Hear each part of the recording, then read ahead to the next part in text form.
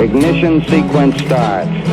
6, 5, 4, 3, 2, 1, 0. Liftoff. We have a liftoff.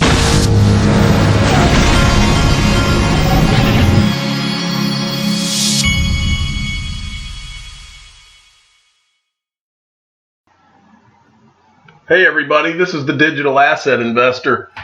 I have been peppered with all sorts of articles and things throughout the day. I took my sons to hit baseballs today, and I just walked in the door, and this was from Sergeant Obi-Wan. He's just now started sending me a lot of good information, and this is from the World Economic Forum in Davos. And it says Bitcoin's environmental impact tells you it won't be a currency of the future. And that's a digital expert that was on this panel here. And then Brad Garlinghouse also was on that panel right here. And he's talking about utility. Well, there was an article that was written on it that was also sent to me, I believe, by Sergeant Obi-Wan. Ripple CEO compares XRP to Bitcoin, says crypto will transform global finance.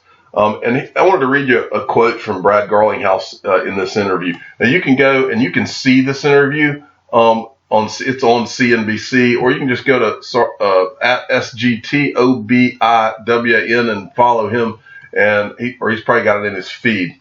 But this is from Brad Garlinghouse at this World Economic Forum.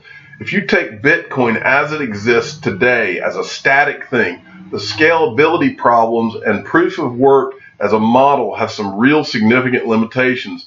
There's lots of people trying to improve that. Maybe they'll be successful, maybe they won't. I'm not prepared to say Bitcoin goes to zero. I still own Bitcoin, partly because, as Glenn describes, it may become just a store of value. However, at Ripple, we build upon a technology called XRP because it's extremely scalable as compared to Bitcoin. It's extremely low cost and extremely fast relative to how Bitcoin works. And everything he says there is exactly right. Now, I'm like Brad Garlinghouse. I own one Bitcoin, and who knows, I may get a little bit more. And the only reason is because Wall Street is adopting Bitcoin first. So I believe that in the short run, and possibly mid to long run if it becomes a store of value, but especially in the short run, I believe that Bitcoin will hit really new heights because of it being the first mover and Wall Street adopting it. That's why I believe that. Okay, moving along. Bond Crypt still knocking it out of the park. Definite XRP follow at BONCRYP. He sends me this. Ripple partner Santander closes 140 branches over digitalization. Is crypto adoption next? The reason for the closures, according to the bank, are due to the fact that customers are looking up to digital banking. I wanted to read you something from this article, Ripple partner Santander closes 140 branches over digitalization. Is crypto adoption next? Well, I want to read you what was said, and this is coming from the bank. The bank says digital transactions, according to Santander, have increased by 99%, while branch transactions have reduced by 23% in the last 3 years. A germane reason to change its dealing pattern to satisfy customers. Susan Allen, head of retail and business banking at Santander, said, we have had to make some very difficult decisions over our less visited branches. Now, do you know what this reminds me of? The other day, I showed you a video that was put out by Bank of England in their Twitter feed. And they put this out, and all it is them interviewing people on the street, asking them how often you go into a bank or building society. With a number of digital banking options available now, how often do you actually visit a bank? And what they're all saying here is what I've been saying, which is just as the internet and Amazon has slowly killed on-the-ground retail, there is no need to have an on-the-ground retail unless it's for food or like a restaurant. It's gone now.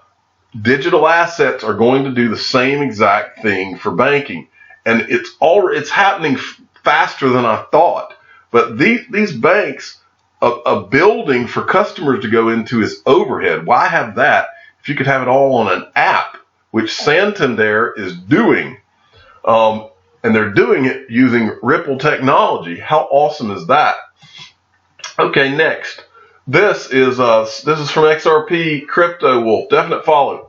CBOE has withdrawn proposal for VanEck SolidX Bitcoin ETF. There's no surprise they're considering that we still don't have regulatory clarity, and there is still a lot of manipulation going on with BTC and the crypto market in general. Prices could drop hard because of this. That's his opinion, I think. Or maybe they said it in that article. I'm not sure. But this came from Obi-Wan, Sergeant Obi-Wan again. And it's the same topic, but I wanted to show you both of these. U.S. government shutdown derailed Bitcoin ETF talks. So this is because of the Bitcoin of the government shutdown that they did this. And here's what I think happened. This is me reading between the lines on this. I went and I looked through this article, and basically, well, I'm not going to pull up the article. It's kind of a slow article. But anyway, the gist of what I get out of this is that the SEC had to approve this, either approve or disapprove it. It was the final deadline. It was like February 27th, I believe. And I think that VanEck decided that they ought to just pull it off the table, because I think they didn't want this. I think that what the SEC was going to do if the government was still shut down is they were just going to go ahead and say that we're not going to pass it. And I think that this was a procedural issue that VanEck wanted to avoid. I don't think it's anything any bigger of a deal than that. I think that they wanted to make sure that they, I think more or less the SEC in so many words told them, hey, look, you better just pull this thing, because we're not going to just pass it without hashing out all these conversations we've been having. That's what this is, reading between the lines from what I read. And so this isn't a big deal. Now, that doesn't mean, this market acts crazy. People act cuckoo in this crypto market, and so that could cause some kind of a sell-off. It might, but if it does, that's all short-term thinking. If it does, that's a short-term thinking type thing, and so the people who are short-term thinkers that are selling, I will buy into it. Just like I'm buying into this overall downturn because it's short-term thinking, anybody who is sold into this. Anybody who's done anything except hold or buy is out of their mind. Web Surfer sent this at Web Surfology. He's begun to send me a lot of things. I'm not going to go in detail on this, but Andreessen Horowitz-backed Anchorage goes live with its new custody platform. I just wanted to show this to show you two things. First, that all of these platforms, everybody is continuing to roll out the infrastructure for what's coming, whether it's a custody platform or something else. But everybody is continuing to gear up. Nothing's being stopped. It's all in motion. And the other part of this I wanted to make sure you remembered is that Andreessen Horowitz is an investor in Ripple as well, for those of you that didn't know. And now I wanted to show you one last thing that is just an interesting piece of trivia. I already knew this, but Ripple read at BlockJane79. For those of you who may be interested where Ripple got their name, it was from this song by the Grateful Dead. I found some of the lyrics interesting, and you ought to check this out. She sent me this. It's the Grateful Dead, Ripple. Now, I had seen, it was in a video, I think it was with David Schwartz and Chris Larson. It was a Ripple video that Ripple had made, and I remember them talking about how this, but I kind of assumed, this is San Francisco where Ripple is.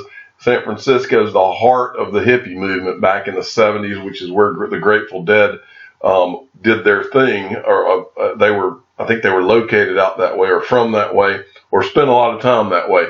I know this song because my brother was a Deadhead when I was growing up and made me listen to, and anytime I was in his car, he had all of these, I can't remember what they call the tapes, but it's like tapes that had been recorded from all kinds of different concerts in the history of the Grateful Dead.